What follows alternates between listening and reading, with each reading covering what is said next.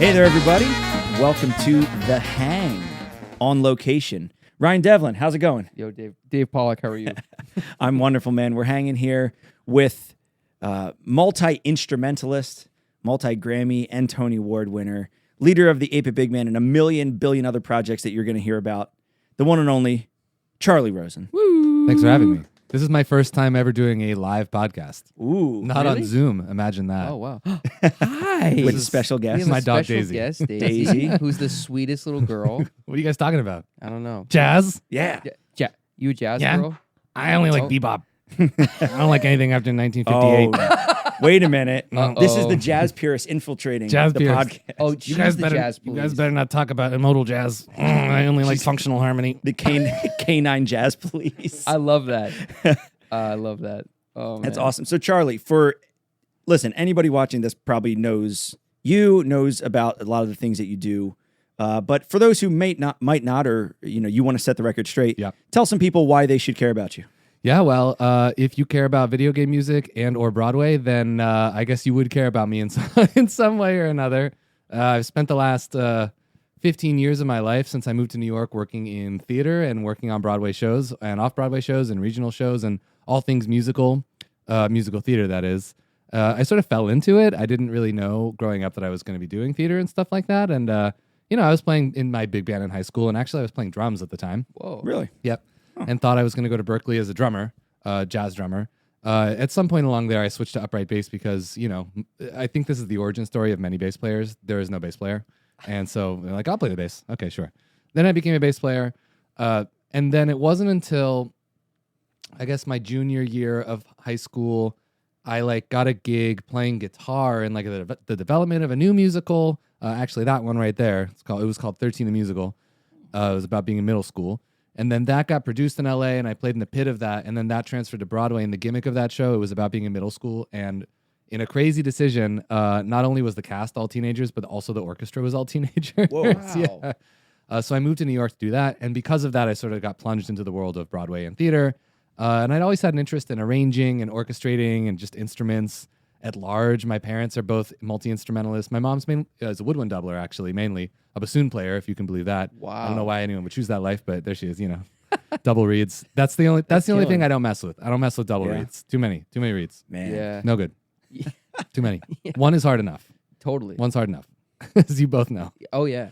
But I had a fascination with just learning instruments, the way they worked, how they make sound, what sounds they can make, what sounds they can't make, what feels good on them. They're fun to play. So I grew up with tons of reeds around the house. My mom's a music teacher, so I had a bunch of brass.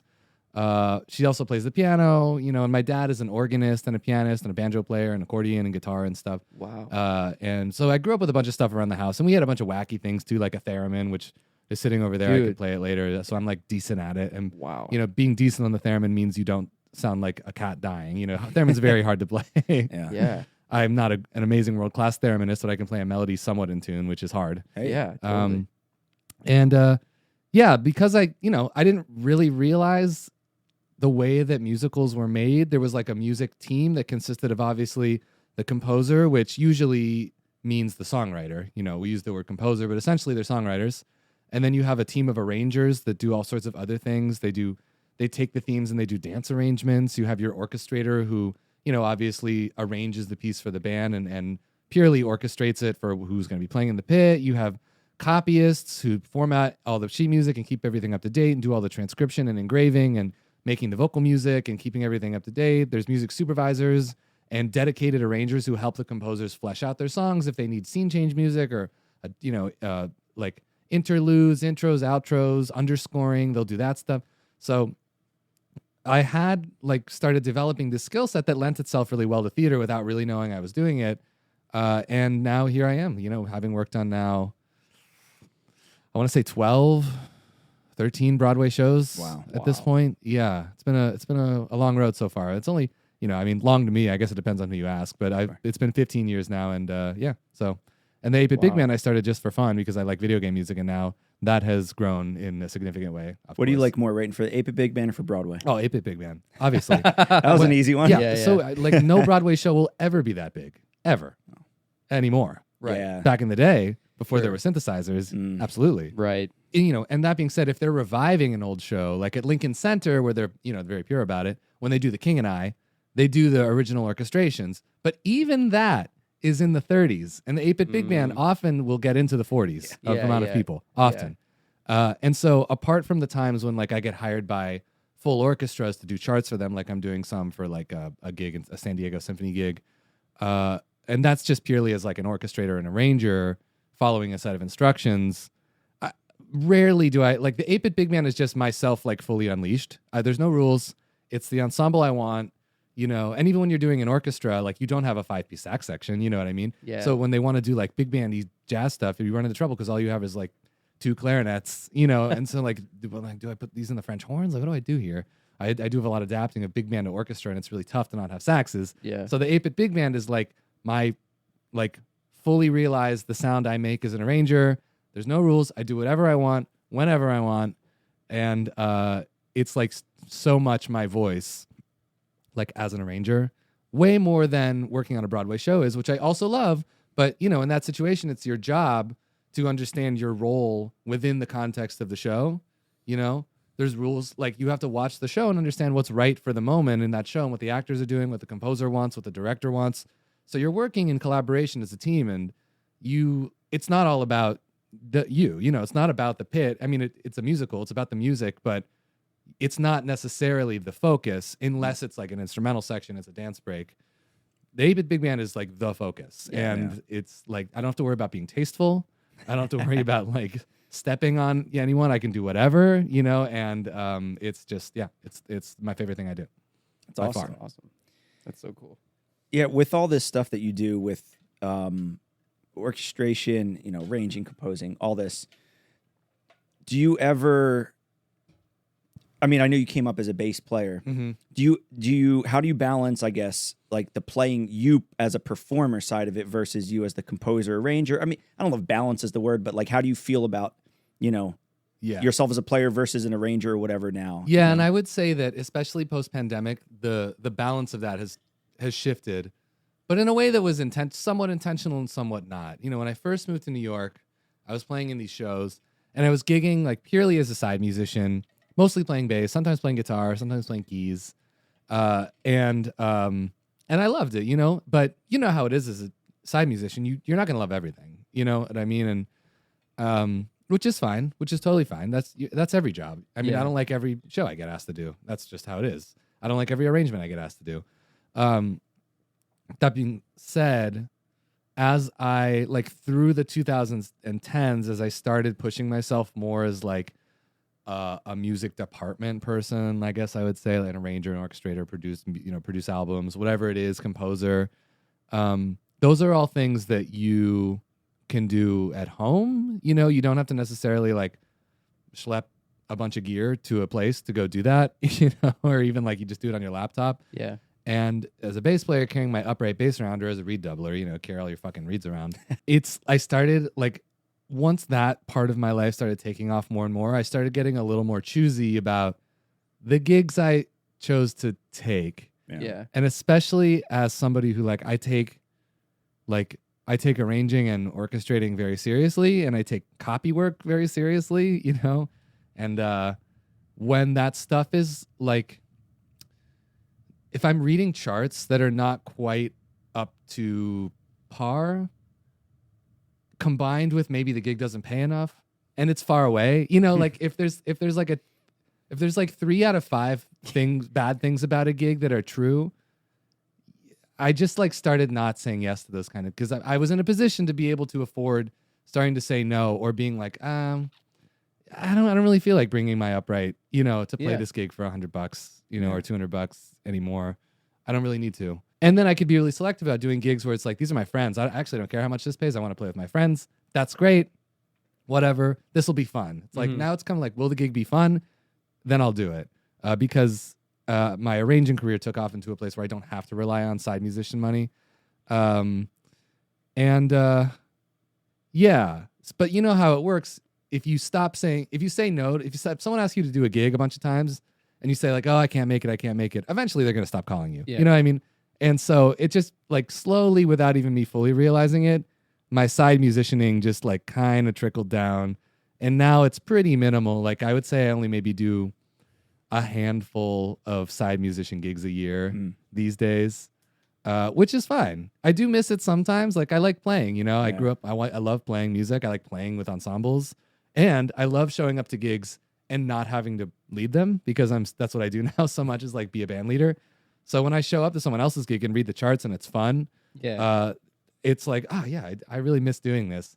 But I know that if I got more back into it, I'd be sitting there on some, you know, random person's theater cabaret that's like not very good and just being like, you know? So like, that's how I think the balance of that has worked out for me. It's like, I'm very selective now. I'm very selective now. So you were saying that when you first started gigging on Broadway, were you mainly in the pits and like just playing bass in the pits? Was that your main thing? Or? Yeah, in the pits, usually not necessarily playing bass. Like if I look around the room, like 13. Actually, funny story with 13. But I played guitar and I played keys in it out of town. By the time I got to Broadway, because it was a band of 6 and they were all teenagers and they were on stage. Yeah, they needed a band swing. Like they couldn't just call subs because they were like teenagers, you know, and that's hard to find. Yeah, they had to audition them, and so they asked me to be the band like sub, like for all of the instruments. So I was just there at the theater every single night hanging out, and if someone couldn't do the show, I'd like sit and play the bass book, or I'd play the guitar book or the keys book or whatever. Be More Chill, I played guitar. Hold on real quick. How old were you for I was 17. Oh, okay. Wow. Yeah. So were you touring too with them? No, it was just it was in LA when I was in high school, and then I moved directly to Broadway, and I moved here. Okay, gotcha. Cool. Yeah. Cool. Be More Chill, I played guitar. One Man, Two Governors, I played upright bass. Bloody Bloody Andrew Jackson, that was electric bass. Moulin Rouge, I was playing guitar in the development of it out of town. That show, The Visit, I was playing guitar, mandolin, and zither, actually. Whoa. Crazy enough. Jeez. Am I forgetting anything? These are all orchestrated. Oh, I played keyboard in this show, and I was the Ableton like guy, the playback guy. Yeah. Cool. So, you know, a little bit of everything. A little bit of everything. What's it like being, you know, I've known some woodwind doublers like in my life, just like past, you know, that have moved to Florida to retire or whatever, and I asked them, right, what's it like being a Broadway pit musician like totally. Full time? It takes a really, a very like sturdy mind. And by that, I mean, one of the other reasons why I stopped doing quite as much pit musician work is inevitably, like, it takes a lot of mental fortitude. That's the phrase I was looking for. Okay. Mental fortitude. Because you're doing the same thing, same show, you know, exactly the same, 8 times a week. And it's a great gig. I mean, it pays well. You get benefits. In theory, you'll get retirement. We'll see what happens with that. You know? Yeah, get back to us. We'll see. Yeah, you let us know. See about that, the union retirement. But yeah, I mean, you get a good healthcare plan, and that's like, you know, as you get older, it gets even more important. Yeah. And the pay is really good, you know, and depending on if the contractor did a good job, the hang is really great too. Sure. All that can be true, but I found myself personally, inevitably, despite the fact that you are allowed to take 50% of your shows off, so you could only do 4 shows a week in theory. I found myself after like month 6 of like a run of a show. Yeah, I'd be like, if I have to play this show one more time, oh my God, I think I'm going to go crazy. Yeah, I can't. And that I started to feel guilty about, because there are people that have like, I'm just so antsy. I need to be like constantly doing new music and new things and new projects and stuff. And so I think ultimately playing in pits doesn't fit for me, but it fits, but it is a great gig. And I was feeling guilty. I'm like, it should go, this job should be for somebody who really like is in the right headspace for this and like deserves it. You know what I mean? I feel like maybe I should move out of doing this, you know, but it is great. And then, you know, it's also a lot of management. Like you have to manage your subs and manage the music and the scheduling of it, you know? So it takes a very mentally strong person and with good organizational skills to do it. But it's a fantastic gig. I mean, awesome. if you can get a chair on Broadway, absolutely do it. Yeah, no questions. Is it super competitive? Like, are people always trying to get people's gigs? Totally. Yeah. I mean, it's just there's not a lot of shows. Right. Not a lot of shows, and pit sizes are going down and down. Yeah. You know, string sections and horn sections are getting smaller and smaller. You know, people that don't double. They, you know, if you're like a pure oboe player, like that's gonna be tough for you. You know, not a lot of shows that have straight oboe, straight bassoon books, you know, even straight anything books, really. Like, if you got to play flute and sax and clarinet minimum, you know, like minimum, let alone double reeds and recorders, whatever, you know. But yeah, it's just not a lot of chairs, so it is very competitive, and it's very, very like community based. It's not like Radio City, the Rockettes. They have auditions every year. Mm-hmm. That's unusual. That's the only pit that has auditions. No other pit. Every Broadway pit just has a contractor that hires the people they hire, and if you're a known entity, you will get hired and understandably about that is like. I worked with a music supervisor named Mary Mitchell Campbell on Some Like It Hot, and she put it very eloquently. And it's like, not only do you have to hire good musicians, but you have to hire an ensemble that you would feel comfortable being in a submarine with. You know what I mean? Because it's like, it's tight quarters, it's long hours, and if someone's not cool, it's like really gonna be bad for the vibe, and make everybody unhappy. Yeah. So I get why it's like the hiring practices are very specific, and they have to be very careful. That being said, every chair, especially on a longer running show, they have a set of 5 subs. So in theory, it's every pit times 5. So if you can get your name out there as somebody who can play, or, a lot of like people who come up and want to play in pits, they'll go out on the road with shows and then eventually come back and like then they'll sub on the show on Broadway that they played out of town, and then maybe they'll move up and then they meet people doing that and things like that. So there is like a pipeline to be doing it, but it's it's like any scene, I guess. Orchestras, it's all. There's not a lot of gigs out there. Yeah, unfortunately. Yeah. So we're talking about orchestration gigs, performing gigs, and stuff, and everything sounds very, very wonderful so far. But there's got to be some gigs that you've played, or we can played as in like orchestrated for. That something went wrong. Yeah. Oh yeah. Horror gig stories. Yeah, I got a couple. Let's hear them. Perfect. We would love to hear them, and whatever, or embarrassing, or something happened to you. I got a go-to that I usually when people ask me this. Oh yeah, and it's a story. Love this part. And I was actually playing it. I was conducting it, and I was playing the bass. Okay. The electric bass, which is relevant in a second. Specifically the electric part. Oh. I was conducting a show, and it was a show called The Black Suits. It's a Joe Iconis show, sort of like lesser known. He wrote Be More Chill. And we were in LA, and I was conducting the show, and we were in the middle of a vamp. You know what I mean? So like there was a measure of music that was repeating while they finished some dialogue. I wasn't playing the bass, but I was sitting there. My bass was hanging around me and conducting from the bass, which is unusual. And so I was doing this. I was in a vamp. Like we're waiting to come out of the vamp. And I was sitting on this metal stool, and under my metal stool was a power cable that was running towards a desk, like an automation desk. So that's where like a stagehand sits, and they like trigger like the walls moving, or like things flying in and out, or like stuff coming on and off stage automatically, And that desk has a little bulb on it that is controlled by the stage manager. So when the light goes on, it's like, okay, get ready to make the wall move. And then when the stage manager turns the light off, and the guy goes, great, and he presses the button, the wall moves. My metal chair was on the power cable that powered that light. And it wasn't like a thick outdoor orange power cable. It was like thin. It's like yeah. Like there must be thinner than like this, like this thin. Like a regular thin looking 2 wires, no grounding, wasn't grounded. Oh, not grounded. No. That's important too.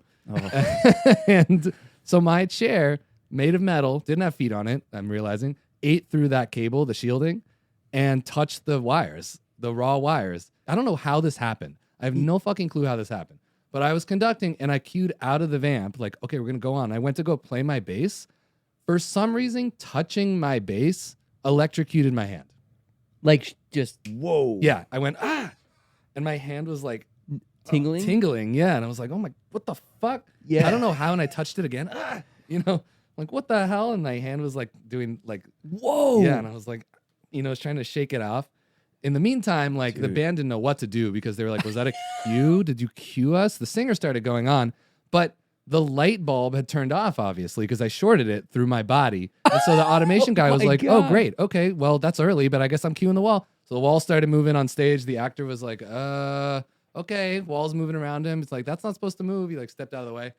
And meanwhile, the drummer stopped playing because he got up to inform me that cable was now on fire. Like the shielding had lit on fire. So he was like, there's a fire. There's a fire. And I was like, oh God. So I stepped on the cable. The singer was still singing. Piano player was kept playing. And then somehow, like by the grace of God, I sort of like got feeling back in my hands, and we like got back and we played the rest of the show. We just kept going. And then I had to like file an accident report afterwards. Oh my God. Jeez. I know. That could be the worst one we've heard. Yeah, that's pretty rough. Pretty rough. Hand shocked, fire started. Yeah, but you know what? The show must go on. Wow. The show must go on. Show must go on. Yep. That was pretty rough. How many people were in the audience for this one? Maybe 200. It was a small theater. Oh, really? But still. Yeah. But on Broadway. No, it was in LA. It was at like a small theater. Oh, in really? LA. Okay. Yeah, it wasn't a Broadway show. Okay. You said you had a couple. You have another one? Let me think. It could be, whatever. It doesn't have to be super crazy. Yeah. I'm like looking around the room. Yeah, I'm looking at Ever had anything go bad with the 8-Bit Big Band? No, so far so good. Uh-oh. I think. Yeah, It's because Dave hasn't been playing too much with them. Oh. Harsh. That show, I won't say the name of it, but that was sort of like a big orchestrating lesson. Didn't really go wrong. It's not a funny story, but it's a good lesson if anybody's a young orchestrator. I could do that. Oh, that was a funny. Well, okay. This show, American Psycho, was like 100%, not 100%, but like 90% tracks because it was supposed to be like an EDM show. So it was all in Ableton, and it was just a 4-piece pit in Ableton, and we were doing like I wouldn't even call them orchestrations. We were just sort of like, I would play like a pad. I had a Kindle on my stage, so I would like play the pad, hold the sustain pedal, and like turn the page, turn the page, and then I play the next pad. Nice. Turn the page. Like it was basically all EDM tracks, all run by Ableton, which I was controlling, and so it was looping again in a vamp, and the cue out of that was the lead of the show, Patrick Bateman, going, "Hey, pretty girl," and on the word "girl." That's when Ableton is supposed to move on to the next part of the song. And it was Fleet Week. The cues were all being thrown by the MD. I feel sort of bad. I don't want to throw him under the bus. But it was Fleet Week that week. And so there were a bunch of sailors in the audience. And he was standing at the edge of the stage. And he thought it'd be really funny. He went, "Hey, pretty sailor." And that made the MD sort of be like, "What the fuck?" And he accidentally pressed the button twice. And so it jumped forward like 2 songs. And suddenly, and also similarly, like, the automation started going because Ableton was sending MIDI to the lights, so all these lights started going crazy, and everyone on the stage was like, "What the hell's going on?" And we were in the boxes, like the musicians were out in the audience, so we were like in the like Statler and Waldorf for the Muppets are in the box. Oh yeah. And so I could like see the stage, and so at a certain point I was like, "Oh my fucking god!" And I just like hit the kill switch on Ableton. The show stopped, and I was like, "Hey, okay, we're gonna take it from this lyric. Hold on 1 second. Like, okay, ready? 1, 2, 3, go!" And I like hit Ableton, and the show like restarted. Oh my god! Wow. Yeah, so that stuff happens on Broadway. I was on Broadway, so you never know. Live theater. You know what though? People love that stuff. Yeah. Like everyone in the audience was like, yeah. Like people love to see like that kind of shit sometimes, like how the sausage is made. Yeah. So there was really that. interesting. That was a good one. It's how you recover. Yeah, it's you can freak true. out and you can start screaming and getting angry or upset or whatever, or you can just say, "All right, well, you can't do anything about it. Yeah, stop, reset, go on." Like, hey. there's no one on the operating table. That's what I always say. Yeah. If shit goes wrong, someone plays the wrong note. There's a lot of conductors in the theater world that if like they're conducting, if someone plays the wrong note, it's like, oh yeah, you know what I mean? No. Right. Yeah. Like, oh well, that sub's never coming back. And you're like, oh Jesus. Yeah. It's like no one's gonna die. Yeah. It's just music. You know what I mean? We're not launching the space shuttle. Someone plays the wrong note. Whatever. It's not representative about them as a person. But people take it really personally sometimes, for whatever reason. I don't know why. Man, It's usually because the conductors have never been cats. They've never been in the chair. You know what I mean? Right. They just want it to be. They're like, it has to be perfect, just, no matter what. Like, this is New York. This is like Broadway, and I'm a conductor, and that's all I've ever been. I've been a musical theater, like a music director. I've never like been a gigging side musician. Right. They don't know, and so they're like, ugh, whatever. Yeah. Meanwhile, the audience isn't going to go home and say, "Oh, remember that one F sharp they missed?" Oh yeah, read 3. Oh yeah, God, Jesus, read 3. Yeah, exactly. The audience doesn't know, and if they did know, it's like kind of fun. It's fun. Yeah. It's fun for people to see it. They can be like, "Oh, I was at the show where they messed up that line. Like that was a fun one." Yeah. I mean, they're not going to demand their money back. There's a culture. So I'm from Orlando, so I have the Disney culture is just ingrained in my body. But there's this culture of people at Disney World that want to catch things going wrong, and then they think that it's special. So there's like a whole YouTube community of people that film when they're on a ride and it breaks down. Wow. And it gets millions of views. Wow, dude. that's like, so funny. I was on Splash Mountain when I got stuck at the top of the hill for 2 hours. Right. It's like that sucks. And but, what's like, cool about it is that they get a chance to like see inside the machine. Yeah, they get to walk down. They get to see it. Yeah, they have people like that. Exactly. They get to see behind the curtain. Yeah. Yeah. So it's like a once in a lifetime experience, that no one else can say they did or whatever, exactly. Totally. Yeah. That's true. That's literally the same thing. It really is actually. Yeah. Yeah. Same So, thing. but that the thing you were talking about before, I was talking about Disney, which I probably shouldn't be talking about anyway, on a music podcast, is so like what were you talking about with the New York conductors and stuff? We have a new segment on The Hang that we're calling Hot Takes, and we each share what we think is a hot take. This can be music related or not. Yeah. But just one hot take that's on your mind today that you don't mind sharing on camera. Yeah. Yeah. Okay. So you're the guest, so I guess you can go first. I wish my girlfriend was here. We're always talking about this kind of stuff. Perfect. It'd be easier for me to remember my hot takes. I need to dwell on it. Okay. It's okay. I feel You can like now's my time, and I have so many opinions, and I can't think of any of them. Dave, you want to go first? Let me, as we keep talking, No, I I'm going to have hot take, or do you have one? You want to get the party started? We can get the party Ryan- started. Maybe that'll help does. fire me up. I'm Ryan gonna wants get to the get party started. Okay, yeah, give me your hot takes. This is a hot take that I've had for the last couple weeks. Yeah. And I know where this is going. no. It's similar to that. I'm not going to mention any names because I don't want to do that. Yeah. I'll mention a name off camera later. Okay. But because I want to see if you agree. I have a issue nowadays with certain educators on YouTube, like specifically saxophone educators on YouTube, that present jazz education in a really corny way. Mm-hmm. You know what I mean? How so? Like, it's gonna be hard not to mention this guy, because there's one thing. There's a channel in specific, and By the way, in the hot take section for everybody out there, all the opinions are of that specific person and do not reflect the Hang or its associates. yeah, that's Proceed. true. Okay, it's just like the reason why what launched me into this is I went to the Mingus competition with this high school band that I was with, and there was this great clinic by Abraham Burton, who has lived in New York his whole life, and he grew up in the Village and he's been going to clubs. He grew up with Art Taylor and Elvin Jones, just being around. And he said this one line that really struck me is people nowadays are feel like they're entitled to play a solo or whatever when they get up and they play 9 trillion choruses or whatever of nothing. Right. But he's when we were growing up, there was a respect for this music. It was a privilege for us to play. And if there was a person in the audience that was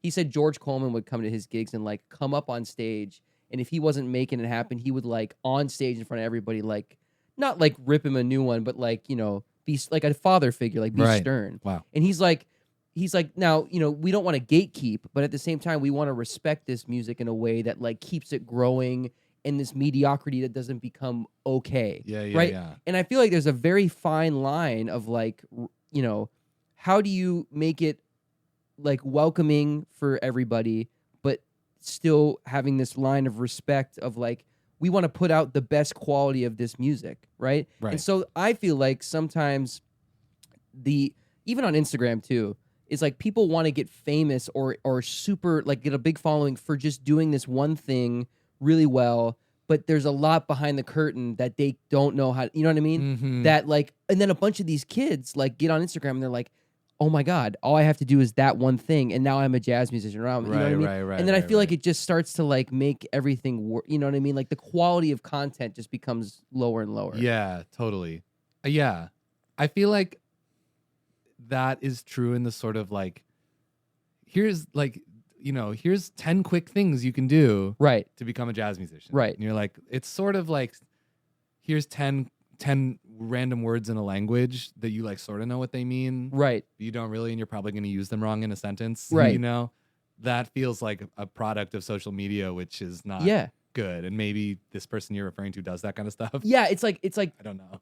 There's this great trumpet player that works at the Jazz and Lincoln Center, Tatum Greenblatt. Oh yeah, Mm-hmm. Dude, he's killing. incredible. Yeah. And he posts these great YouTube or Instagram videos of don't assign it unless you can play it. Yeah. So he'll play Donna Lee and F sharp or whatever it is, and he'll do it and he'll play and it's killing. And then the caption is always that, and that's the thing.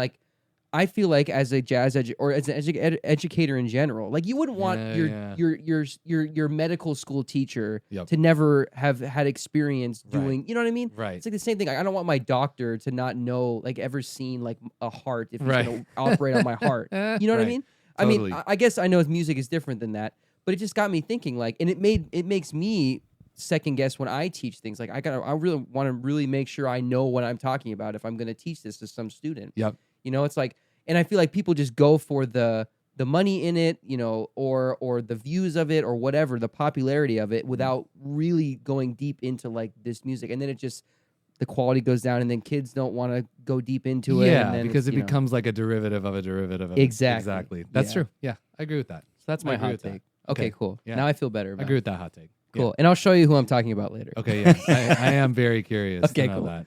Yeah. You know, I have a sort of hot take about music education in general. Okay. Yeah. That maybe isn't that hot anymore because Adam Neely made a video about it, but I felt this way for a long time. But we need to just abolish figured bass. Why are we still teaching that? Why are we teaching figured bass? Are they? Yeah. It's like AP music theory classes are. Oh, that's true. Yeah. Like when you're in high school and you take a music theory class, you learn fucking figured bass. What the fuck? Yeah, yeah. Why? Yeah. What? Yeah. I have never once in my entire professional career ever used figured bass. And yet it is like the backbone of not only high school music theory education, but also like general college music theory. Like if you don't go to a music school and you still want to learn music theory, you're going to be learning figured bass. Like that's like the de facto music theory curriculum in the US is still like classical figured fucking bass, which no one reads. Or why are we doing this? Yeah. Like, someone wants to play the guitar and they're like, if you're in college and you're like, oh, I play the guitar, it'd be cool to learn more about music theory. Yeah. What the fuck are you going to do with that? You're like, I just want to play some like Ed Sheeran songs. I'm like, is this a 6/4 chord or what the fuck is this? You know, like, 6/4. Anyway, it's not, maybe that's not the hottest take anymore, but I remember being in high school and being like, what the fuck? I just want to play jazz. Right. Yeah. What is this? Yeah. That's a good one. It's just a D minor 7, man. Yeah, what the hell? You put whatever note on the bottom you want. Oh, what's the bass playing? Whatever. Interval based. Why would you call it that? It makes no sense. It's not polyphonic music anymore. It's not. It's not Baroque. Okay, why are we still doing this? Why are we doing this? Wow, that's good. I never thought about that one. That's good. Yeah, that's a good one. Yeah. Dave, what you got one? Yeah, pizza is way too doughy, guys. Thin crust pizza is what you need. All you people in Chicago with your. It's like, don't even get me started. What is that? I'm going to Chicago in a few weeks. And I'm going to try it. That's bread. Okay? Yeah, it's a calzone. It's a calzone. Yeah, it's an open faced calzone. Like, listen, I'm going to go to Chicago. I'm going to try this horrible pizza. Okay, I'm going to try this. I don't even want to call it pizza. I'm going to try this horrible abomination, right? And I'm gonna make a video while I'm there. I'm going to go to the Cubs game. Yeah. Right, and I'm going to talk so much crap about this thick, doughy, horrible thing that you guys call pizza. Yeah. Pizza's supposed to be thin, crispy. Yeah. Crispy, thin, not this doughy, thick stuff. Can we get on board with this? Enough is enough. I got one. Something has to be said. Narwhals. Those are not real, right? Like obviously those are fake. A narwhal? Yeah, those aren't real. The unicorn of the sea? Yeah, those aren't real, right? No, they're definitely real. No, I don't think so. Well, what you think and what those aren't real. I've never seen one in real life. So no one here's seen a narwhal. No, I guess you're telling me there's a whale with a fucking horn in it?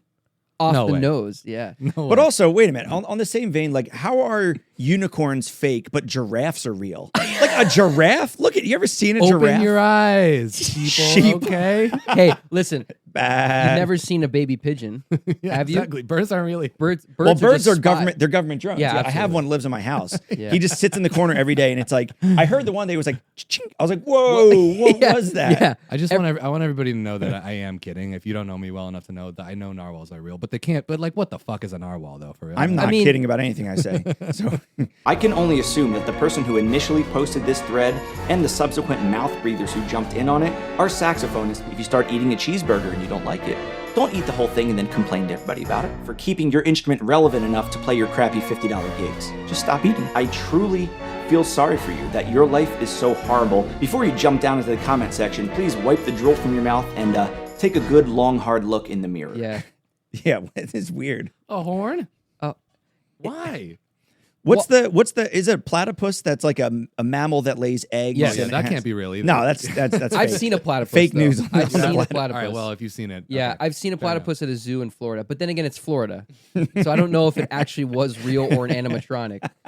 Yeah, because there is Perry the platypus from Phineas and Ferb. Okay, right. Yeah. So maybe I just saw him. Yeah. Animatronic version of him. Right, and I was like, "Oh, Makes sense. dude, look at that!" Yeah. Platypus. Was it on Splash Mountain? No, it wasn't. It wasn't. Okay. It was at the Animal Kingdom. Yes. Iffy. Yeah, it It's is a Disney iffy. park. Yeah, It's true. everything that they're. My sister is actually a zookeeper at the Animal Oh, Kingdom. cool. And so I know the animals she works with are real because she took me back like behind the scenes to see them and stuff, which is really Okay, cool. that's awesome. Someday, when this podcast becomes big enough, we'll go behind the scenes. At That's Disney sick. And like unravel the curtain. Yeah. They're like, no, don't look. Whoa. Like Mickey, it's like, oh my gosh, I don't know if I Got can say wires this. sticking out of it. the Dude, elephant. so my dad worked for Disney for 35 years Yeah, on yeah. Main Street as a saxophone player. Oh, cool. Yeah. And he has this great picture. in the sax quartet? Yeah. Cool. That's awesome. He played bass sax. Yes. And he has a picture of him with Minnie Mouse with the head off, and the actress is smoking a cigarette. Yeah, he's got one there, and then he's got one of Sully, like the guy from Monsters Inc., holding the bass sax. Cool. It's like he's got some great. But it looks like an pictures alto sax because he's so fucking big. Yeah, he's got some great pictures of that. That's cool. But yeah, Love Disney's it. got some secrets. Yeah. I heard they have attack missiles behind the castle. I'm serious. I believe it. I'm serious. And there's this one road, there's a public access road around the backside of Magic Kingdom. Yeah. And there's this field, like this grassy field that like the grass is like really, it's like almost like weeds, like really, really long. Yeah. And there's this constant sprinkler that no matter the time of day it's always going. Just and I'm like, bro, I bet you right below there, like all they got to do is just they're just that gonna feels go. right. Yeah. What's the sprinkler for? Because they don't want the grass to die because then people will see the I think hatch. it's that, and I also think it's like a heat issue because like it's so hot in Oh. Florida. Right. It might fire the missiles on its own. Yeah, just melts, you know. Yeah. This is gonna go live, and we're both gonna go missing the next day. Yeah. Ryan and too Dave much. were never seen again. Mickey too Mouse close. is gonna be torturing us in some dungeon. Like, stop. But his head will be off, smoking a cigarette. Like, you stop, Mickey. Please, you guys got to stop asking questions, okay? Yeah. Getting too close. Way too close. Anyway, I feel like I'll come up with more hot takes so we keep talking. I got another. Yeah. I got a music one. How about Okay, that? yeah, Okay, yeah, let's good, bring good, it good. back. Yo, alto players. Yeah. Okay, I got a problem with Oh. alto players, man. Like, and it's one of the reasons why I play alto because I feel like I'm like obligated to try to like put a better alto tone out into the world. Alto players, stop playing so thin. Stop biting the mouthpiece so much. A lot of biting. What's with this type of sound? What is that? Yeah. Why do you come across that? Or they go too much the opposite way and they go I think it has just to do play with the saxophone. Just freaking blow the air through the Yeah. instrument. Whatever. When people play tenor, I never hear this issue. I think Well, it's a beyond, clarinet like- thing. Is it good? That's what I was going to say. Yeah, If I you think it's because a lot of people go from they start from clarinet to clarinet. I'm not alto. Yeah. I'm not even talking about just like kids. Like obviously Yeah. like kids are getting it together or whatever, Yeah. but Yeah, like yeah. people approach alto like so differently than every other saxophone. Like This is true. There's so many good tenor sounds. Yeah. So many good and like the amount of alto sounds. Maybe this is a subjective Yeah, thing yeah. for me. I mean, I know it is, but like I hear so many alto players and I'm like, man, like what you're playing could be killer, but like your tone, like the way, and then you get into the upper register. Oh God, help it me! hurts, yeah. When you go into and like you can't blame the fact that it's a Mark VI and old horns play sharp in the upper register. Like you Right. can't just blame that all the time. Right. I also think it has to do with how you know how like the tenor is like the human voice, Yeah. like they say. I feel like alto is like in a weird area of Yeah. like the frequency. You know what I mean? So I feel like sometimes you're already battling that, and then you get I think. But do you feel that way about soprano? Soprano's kind of it's like a lot of soprano. It sounds different. It's just like It's its just own. different. It's Yeah, own. yeah, It's it's its almost own like an thing. oboe. You It know sounds what I mean? different. Yeah. It's Yeah. going to be like sort of nasally no matter what. It's like that's Yeah. that's Yeah. like But it's almost a part of the sound. Yeah, it's part the of it. soprano Yeah. sound, It's just part like of it. like Barry. Yeah. Like it's its own It's thing. its own sound. Yeah. Like Yeah. tenor, you can have so many different types of tenor I sounds. know that's so but true. But it Yeah. feels like because like I don't know Different what it human is. Like voices, the same thing. yeah. yeah, but like for whatever reason, alto is like it's one of those things where it's like I always make the joke like it's so much harder than tenor.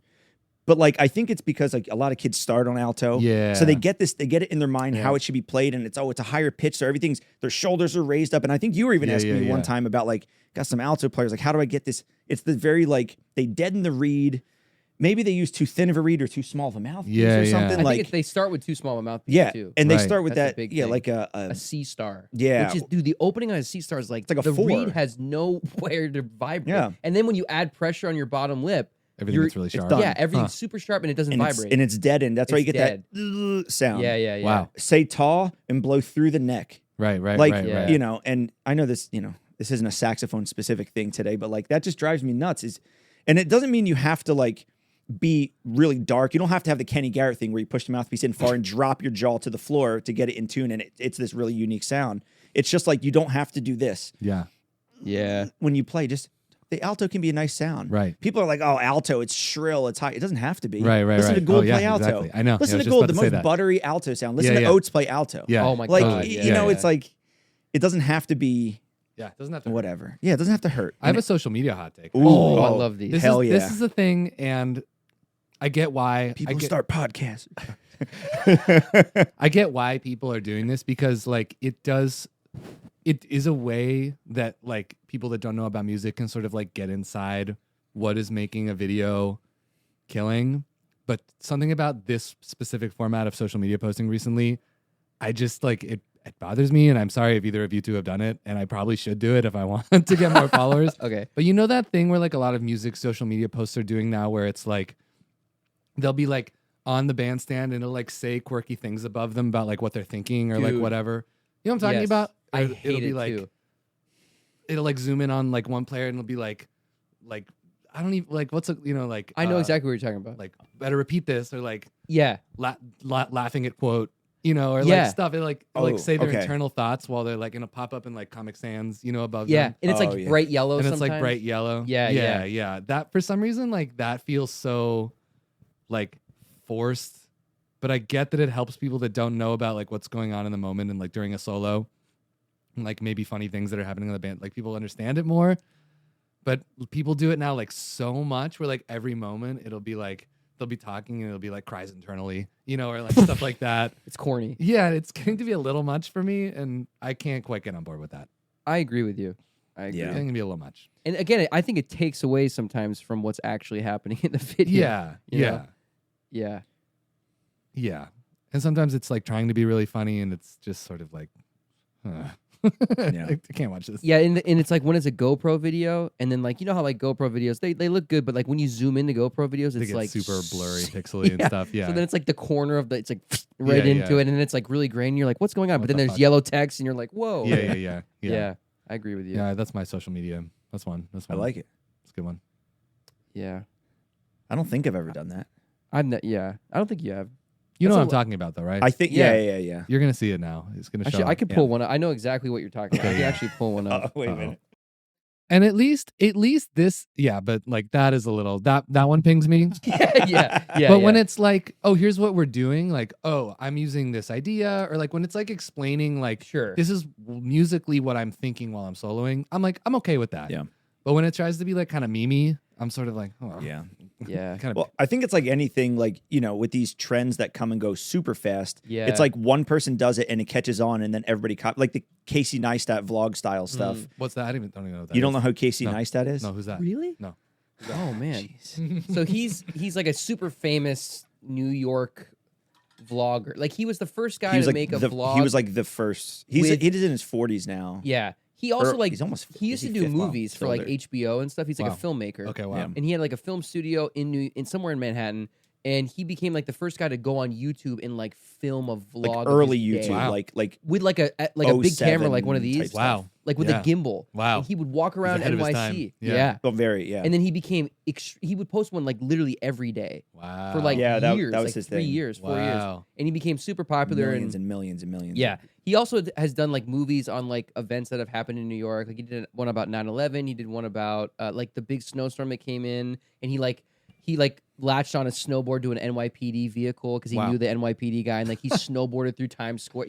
So like he was like an Which adventurer now guy. is sort of like that's just YouTube shit. But Right. at the Well, time, it that's was the like thing, is yeah, like- a he big was deal. before And that was before the all thing, that. like, so everybody, so one person does it. I mean, Yeah. it's just like anything else, but then Yeah. everybody latches onto it and dilutes it down Yeah, yeah, until yeah. somebody wants to do something different now, and then they latch onto that. And, Yeah. Yeah.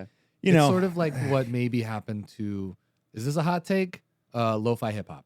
Yeah, that came real quick and then kind of... And then everybody was trying to make lo-fi hip-hop out of everything. Yeah. And it was like, listen, just because you put fucking, record warble and pops and scratches on it. And you EQ it and you go whoosh. Yeah. It just compress the that hell does out not of it. make it killing. No. That's kind of a hot take. That is kind of Yeah. You guys remember Jam of the Week? Yeah. Oh, yeah. Shout out to Farnell. Whoa. Yeah. I haven't thought about that in a Hashtag while. Farnell is demand. Farnell is demand. That was always the hashtag. I know. Remember Yeah. hashtags? No, I'm just kidding. Is that still going? He started it back up, I think. He did? It Yeah. ended because of bad vibes. Yeah, I think Oh, so. no. I think that's why. Well, it got really big. I remember got when it was huge. like I mean, 500 people Yeah. in it. And I was like, Yeah. oh, this is cool. Like, Yeah. And it was always just one chorus unaccompanied. That was the original That was it. thing. Yeah. That was it. Yeah. Great idea. Great idea. That's it when was I first fun. heard Andrew Gold, actually. I You think was really? in that. I was like, yo, this alto player. Yeah. It was I remember fun. scrolling through that in 2011. Simon Franz. Yeah, Simon Franzen. That's Dude, where I yeah. learned about him too. Rob yeah. Agero, that guy. Yeah, that guy. Dude, Yeah, he's he's amazing. I remember seeing Simon specifically and being like, "Whoa, Dude, this it was guy's wild, so out. Yeah. so awesome." Bomb Bomb. Or that guy that does the Balto. Balto. Yeah, Balto. Brian Murray. Balto. Balto. I haven't thought Bro. about that in a while. either. Balto sax, yeah. Balto. Those are And people golden used to get days. so mad. 'Cause they'd be like, all right, this week's is Autumn Leaves. And his track would be like, ding, ding, ba-da, da. Oh! Yeah. My favorite thing And is he had when like he would do a a paper ballad. bag over his head. For ballad week, he'd play like Body and Soul, but like with some crazy beat under Yeah, it, and yeah. then just come in honking. Yeah, It would get real dark. It was That's cool. genius. Yeah, and it was like, it was cool to see something, different. I know. it was Yeah. all Nice. just saxophone players like, Man, I remember in that group there was maybe sure I was like right, yeah. Yeah. One of the most beautiful maybe things I've ever heard was in that group, and I don't know where this guy went, but it was a ballad, and it was maybe like Beautiful Love, and it was a dude playing a chord solo on pedal steel. Whoa. And it was so fucking killing. Oh my God. Like the Yeah. inner lines he was doing without even moving his thing with his knees, all these like inner voicings moving around and reharm, and like it was so fucking killing. And it was some random video on Facebook. I have been looking for it for so long. oh, I've never been able to find it. Like, hard- if that yeah, was that's- you, please get at me. Yo, yeah. Let's It was bring him so on. killing. Facebook's hard to, finding videos seems so hard there. I It know should be that- so much easier. Yeah, I Not a know. very user-friendly platform. No. How? Like, how is it search. not user friendly? Why is it not? Meta. They Mark, just- get just- on it. They've given up at this point. I think. Yeah, he's had so many trips to Congress. Oh, here's a hot take. Here's a hot take. Oh, is this going politics? Not Hold on about a not about second. no. Do actually there's a question before my hot take I want to ask. Do you think Mark Zuckerberg is a real human? Well, no. I mean, no, right? Yeah, Right? I no, mean- yeah, no. The way he reacts to things on those Congress, I mean, he That looks was like amazing. Yeah. he looks like a cyborg. Him and narwhals, man. Not real. Maybe he is a narwhal in a costume. Wait a minute. Have you ever seen a narwhal and Mark Zuckerberg in the same place at the same No. time? I'm just asking questions. I'm just asking this that Alex Jones says, right? I'm I just don't know. asking questions. I don't know. That's Dude. that he says like off the wall shit like that. And he's just to like so he doesn't. He's like, I'm just asking, okay? I'm not saying. I'm just asking. Have you It's like ever seen them? saying it's like saying no offense before you say something really offensive. Yeah, yeah. It is. The version. Was it from Ricky Bobby? I said no offense. You can't just say no offense and then say I something. love that offensive. movie so much. So do I. Yeah. Oh, that was great. Dude. Oh man, I have so many hot takes now. There's yeah. We could spend all this rest of Yeah, the there's a lot, day. man. Especially social media, like adjacent or social media related things, or education related. Like all I do with cats is like sit at a bar and have hot takes. That's Dude, why we that's why we literally made made this this. podcast, Is is because me literally and for him this. would be rapping about something, and we're like, Yeah. after like an hour, like, dude, we should have filmed that. That would be gold. Ah, so fuck, here we I go. know. The problem is I'm too sober to have hot takes. Oh well. Do whatever you got to do, man. Yeah, yeah. Do whatever you need. Like, Listen, and another thing. Yeah, yeah. friggin' What's the fucking deal with no? Yeah. Dan, cut that. Yeah, but then we'll have like an after hours podcast, Yeah, there like you for go. the like The paid hang after subscribe- dark? After Yeah, dark. Patreon only. dude, Yeah. we could do one like after a gig. Yeah, Like- live from the Craftsman or something. Yeah, live. Oh, shoot. live from the grass. Yeah. Like 1 a.m. Like, Yeah. All right, Benny, get over here. dude. Oh my god. Speak. Oh, so Back on track. Back no, on no, track. there is no track. That's the point of this. But no, I wanted to. So like, obviously, the 8-bit big band is synonymous with video game music, video game jazz music. I guess. I would say 8-bit big band is jazz, right? Yeah, well, then I mean, it really brings into Orchestral question jazz. like where's the boundaries of jazz? Well, listen. That's man. Is it What is jazz? is it a genre? Is it Oh, improvising? Is it improvising on a genre? well, Is it swinging? Is it Is swing? it not swing? Is it? Can it be jazz and have? Can it be funk? It can be like it. Anyway, Yeah. That's That's a Maybe whole. for Other That's not even where I was episode. going with it. Yeah, I know. but that is I mean, that's something we can debate. And the cool thing is you can just get so many subjective opinions about that. like, We can is it talk about it for hours. jazz because it has saxophones. You know, like, right. It's like when we play. Have you ever played that? Did we ever play the Super Mario Land? No, you weren't there for that. It's like the Leo P tune that we do. Oh yeah. I mean, it's like basically metal. Right. But is it jazz? Because it has horns and saxes playing solo. how big is that jazz umbrella? I know.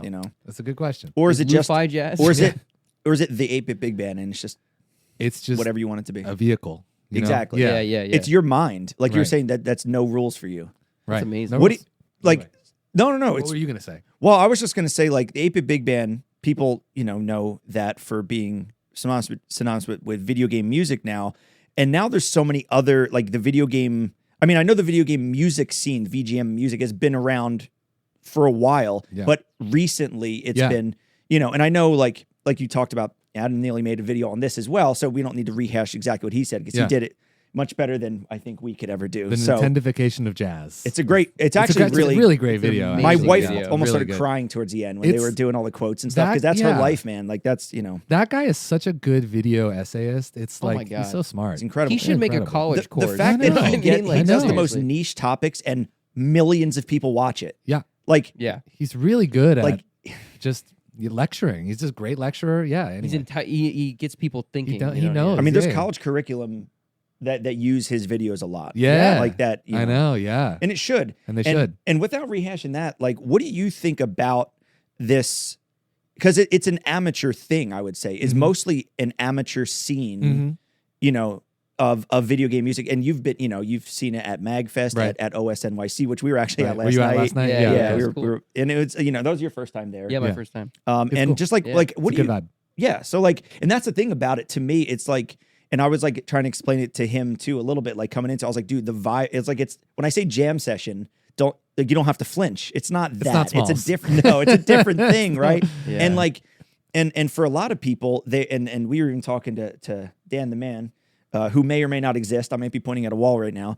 No one's but seen him, No one's seen or so- heard him. It's great. Just asking questions. But like, yeah, just All right. but Listen. like they're video game like people first in the community of video games.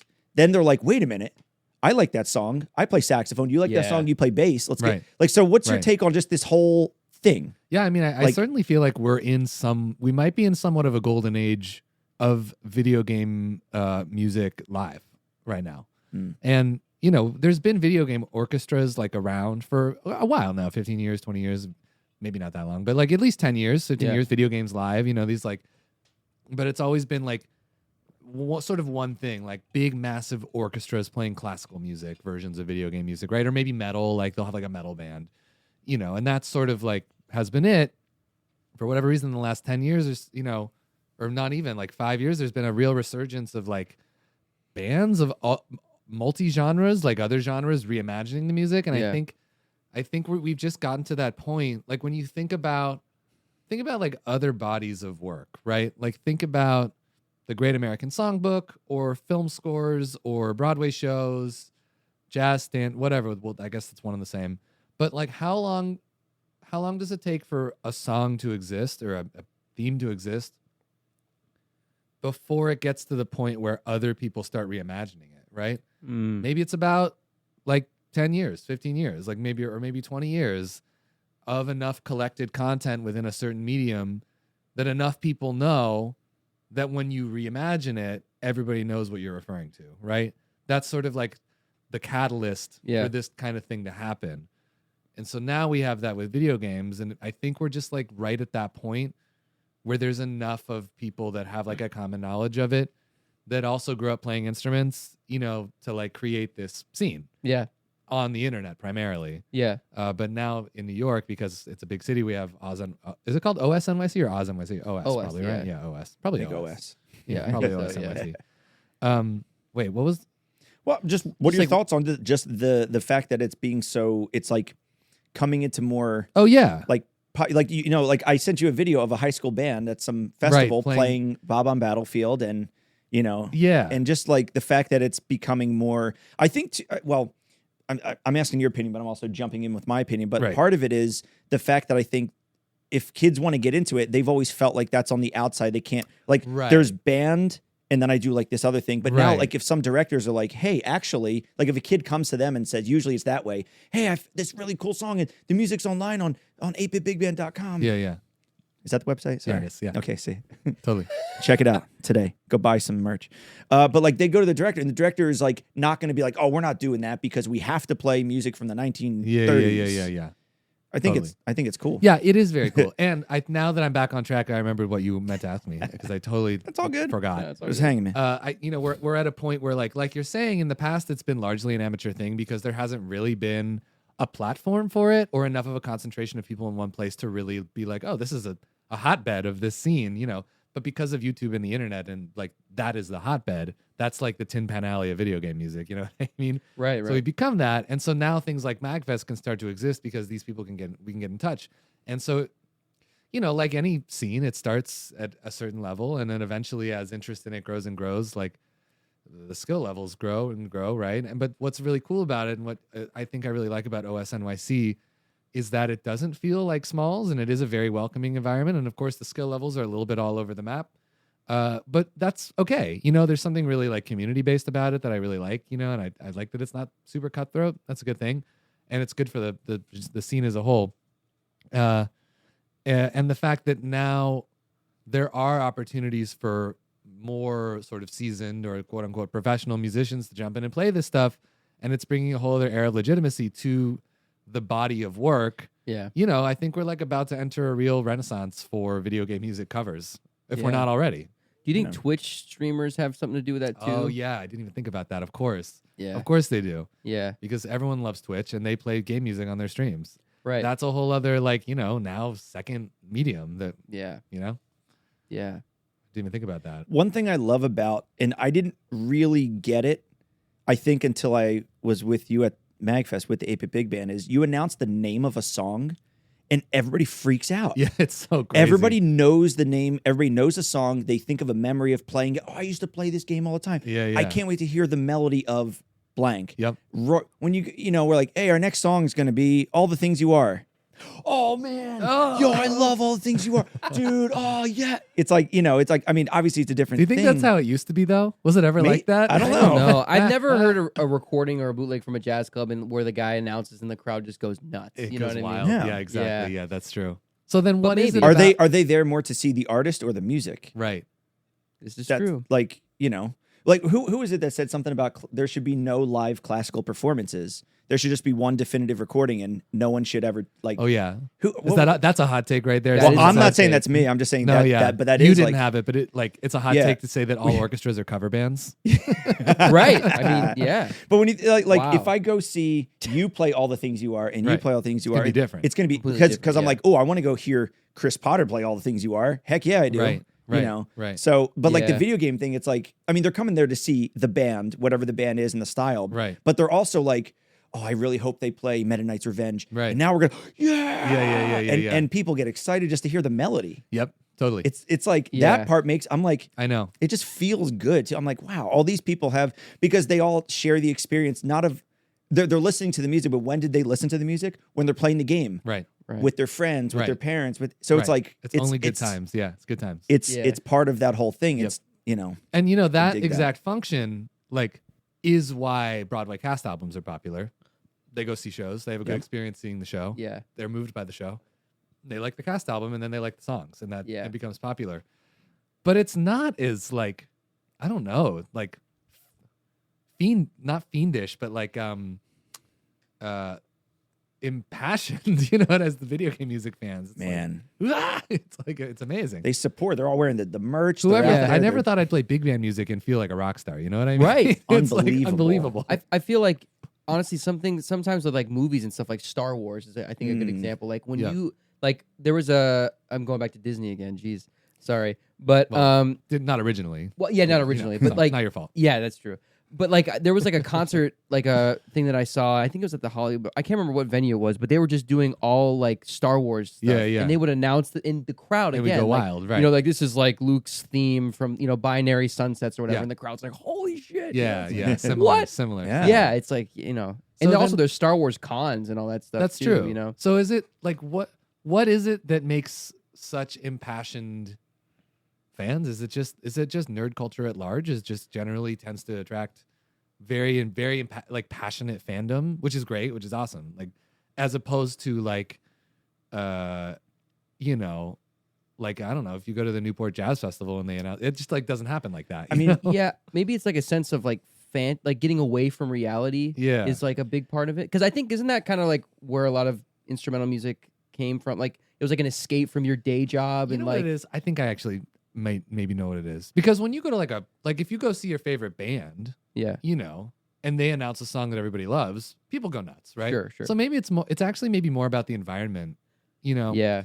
You're with other people who are Kate tells me about it. My wife is a big gamer and knows all this stuff. She knows all the songs. When I was like, I practiced this music. She's like, oh, that's that. And I'm like, oh, I didn't even know. Like, That's so funny. I love that. So, you know, and I guess nerd. She's like, man, when I was growing up, I got bullied for being a nerd. Right. Now, 20 Oh, something now years it's ago, like- now it's yeah. like, so you can find these pockets of other people who, wait a minute, you love this as much as me. Like in the daily life, it's not that you have to hide it, but Right. like they're like, wait a minute, I can finally just like Be myself, yeah. be myself. Totally. And I think, because once again, I'm, you know, nerd cultural appropriation. I'm not trying to do that. You know what I mean? No, Like I'm it's not true. but like I'm like, maybe that's it. Like, Well, and an there's audience like, like functions from like a theatrical perspective. Like an audience functions as groupthink, you know. And so like whether we do it subconsciously or subconsciously, when we're like part of a group and that group is like minded, the effect of the reactions are like exponentially multiply, right? Yeah. And so if you're in a place where like you're being encouraged, especially by who's on stage or how it looks, you know, like we take cues about like the venues we go to and like what they look like, how the people on stage are behaving, how the people around us are behaving. Like it's sort of like this, doing a live performance is this big groupthink project, you know, and the like MagFest is like the ultimate version of encouraging that in the best way. It's like awesome. Totally. It's unbelievable. Yeah. And I encourage that as a band leader. I like, you know, I'm all about like, yeah, fuck, let's go. We're having fun, you know. And so people respond to that, as opposed to like, it's funny sometimes when the 8-Bit Big Band, like recently we played in Virginia, Newport News, Virginia, which was awesome. It was a great show, but it was in a much more sort of like traditional looking proscenium theater, you know, like a theater to a Broadway touring house, very traditional, like, you know, like felt seats or whatever, and boxes and a curtain. It looked very traditional. And we played the exact same set that we always play. And it was a seated show, you know, which usually they are, but even like Sony Hall, people are rowdy, right? Yeah. Because Sony Hall looks cool. And it's like, Yeah. you know, everyone thinks, but in this traditional theater, people were just sort of like, they would be excited, but it would be more like, oh, yeah, you know, like, Right. I think something about the setting of it, you know, changes how people do or don't react. So it's a lot of the environment plays a big part in that as well, you know, Yeah. stuffiness level. Right. Yeah. Well, Ryan, are we coming up against it here? Man. I mean, we've been hanging.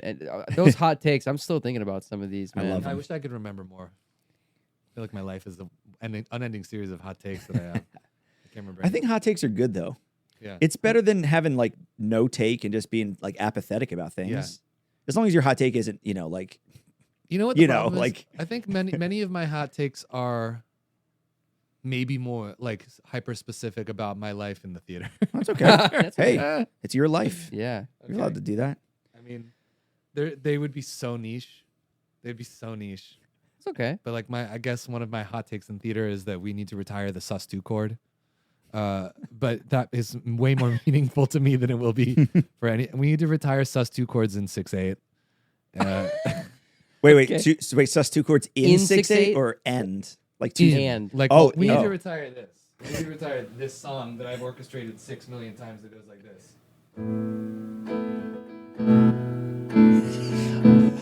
Is that Dear Evan Hansen? Probably.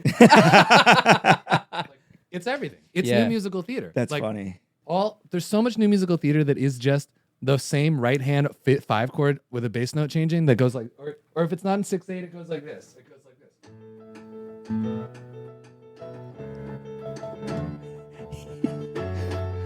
I can picture. It sounds like in a Broadway, like this girl that's like getting her start. Yeah, exactly. Yeah, yeah. We need to retire it. Okay. I've orchestrated that song about 500 times, and we need to retire that. This is incredible. But if you pay him enough, he'll do it 500 more times, guys. Oh, absolutely. Yeah. And we'll continue to do so. We should write a tune like this and then just do our romance only over top of it. Listen, Yeah, I'll do that today. I don't know why it's such a thing. We have our horns. I guess it's because you don't really have to have a lot of vocabulary to play it. You know, you just like, because you can just. And it sounds emotional. And I'm getting out of this small town. I'll make it in the big city. I have dreams of the bright lights and the subway. Someday. And getting held up at knife point. Yeah. It's Wow. just like that. That's so good. I have orchestrated that so many times. Oh. We need to retire it. Okay. And the other thing about it is like, it's, you end up, because it's like that same voicing, you end up with all these sus chords, a lot of sus twos, all sus fours. You never hear just a straight up 5 chord. It's always 5 sus. And then they always like, they think they're super hip because then they end up doing this. And it's like, whoa. Oh, yeah, You're yeah. like, Yeah. It's like, do something else, new music. Like, I'm tired of this new musical theater. Has been sounding like this for 10 years now. Like when I first moved to New York when I was 19 and I played in the newmusicaltheater.com sheet music launch concert at Le Poisson Rouge. That's what it sounded like a lot, and it still is. And it's been 10 years, so I think we need to like retire those voicings. You know what I want to see? I want to see a Charlie Rosen, Dude. no rules, orchestrated Broadway show. Yeah, exactly. It'd be very expensive is the problem. Well, we can make it. what's the Powerball up to? Yeah. If we start a GoFundMe now. Yeah. If I win the Powerball, I will fund you to do that. Okay, yeah. Wow. Sound good? Yeah, okay. But like what? Like an original musical? Whatever you want. Wow. Go nuts. Well, I would probably No just rules. do the 8-Bit Big Band on Broadway Yeah, that'd be sweet. Whoa, that'd be insane. for a week That'd be crazy. and record it all. If there's no budget, I would record it all and make like a Taylor Swift style Eras Tour movie. Ooh, Dude, that'd be incredible. the Charlie Rosen eras. Yeah, exactly. Sick. Bob on Battlefield, Charlie's version. Yes. Just everything's Charlie's version. Yeah, at the exactly. end. Yeah. Oh, man. This has been great. This is Yeah. awesome. Charlie, Dude, thank feel you like for you got inviting enough? us. Do you want to do like a sign off of some kind? We could do a little sign We have a off. little. I don't know. Well, Up to you. We should. Well, before we said, thank you for inviting us into your Yeah, beautiful for real. apartment, Oh, yeah, no, man. of This course. is and awesome. by the way, for the people watching, you might see some stuff up here, but I mean, this is like a not museum because that makes it sound old, but it's like this is incredible to Should see. we insert the selfies that we took with the Grammy and the Oh, yeah, Tony That's Award? only if You can Charlie. grab it. That's only okays if it. that's okay. You absolutely can. You could grab it if you want. Oh man. Oh Hey, shoot! hey, Go grab it. Oh, hey buddy. Remember, the hang is more important than the gig. Yeah, Yes, sir. Yeah, Charlie. Thank you, Charlie.